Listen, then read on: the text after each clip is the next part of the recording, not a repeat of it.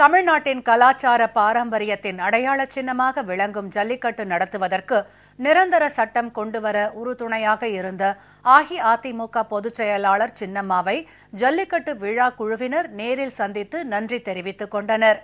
தமிழ்நாட்டில் ஜல்லிக்கட்டு நடத்துவதற்கு கழக பொதுச் செயலாளர் சின்னம்மா மேற்கொண்ட தீவிர முயற்சியின் விளைவாக அவசர சட்டம் கொண்டுவரப்பட்டு தமிழக சட்டப்பேரவையில் ஒருமனதாக நிரந்தர சட்டம் நிறைவேற்றப்பட்டது.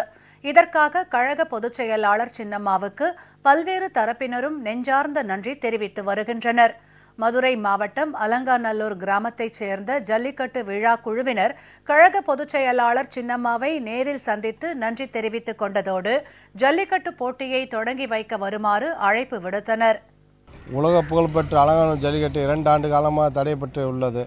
அதை மீண்டும் பெற்றுக் கொடுத்த நமது அம்மா சின்னம்மா அவர்களும் மற்றும் மாண்புமிகு முதலமைச்சர் ஐயாவும் மீண்டும் ஜல்லிக்கட்டை பெற்றுக் கொடுத்துள்ளார்கள். அவர்களுக்கு நன்றி தெரிவித்துவிட்டு இப்பொழுது அவர்களை கிராமத்து மூலமாகவும் விழாக்குழு மூலமாகவும் அவர்களை ஜல்லிக்கட்டுக்கு அழைப்பதற்கு ஊரிலிருந்து வந்துள்ளோம்.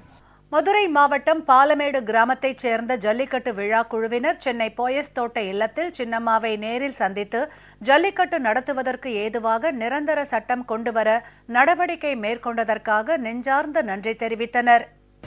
தமிழர்களின் பாரம்பரிய விளையாட்டான ஜல்லிக்கட்டு விழா தொடர்ந்து நடைபெறுவதற்காக பல போராட்டங்களை நடத்தி வந்த பொழுது அதை செவிமடுத்து மக்களின் கோரிக்கையை ஏற்று உடனடியாக அவசர சட்டம் நிறைவேற்றிய மாண்புமிகு தமிழகத்தின் வருங்கால எதிர்காலம் சின்னம்மா அவர்களுக்கு பாலமேடு கிராமத்தின் சார்பாக நன்றியை தெரிவித்துக் கொள்கிறோம்.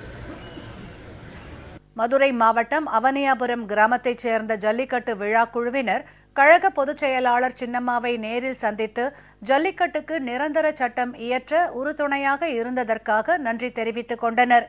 ஜல்லிக்கட்டு விழாவுக்கு தலைமை ஏற்குமாறு அழைப்பு விடுத்தனர். இந்த ஜல்லிக்கட்டை மீண்டும் தமிழகத்தில் இந்த வீர விளையாட்டு நடைபெற வேண்டும் என்ற ஒரு நல்ல நோக்கத்தோடு இந்த நிரந்தரமாக இந்த ஜல்லிக்கட்டு தமிழகத்தில் நடைபெற வேண்டும் என்று சின்னம்மா அவர்கள் பல்வேறு நடவடிக்கைகளை எடுத்து இந்த உத்தரவுகளை பெற்றுத்தந்துள்ளார். அவர்களுக்கு அவனியாபுரம் பொதுமக்கள் சார்பாகவும் ஜல்லிக்கட்டு குழு சார்பாகவும் 1000 கோடி நன்றிகளை தெரிவித்துக் கொள்கிறோம்.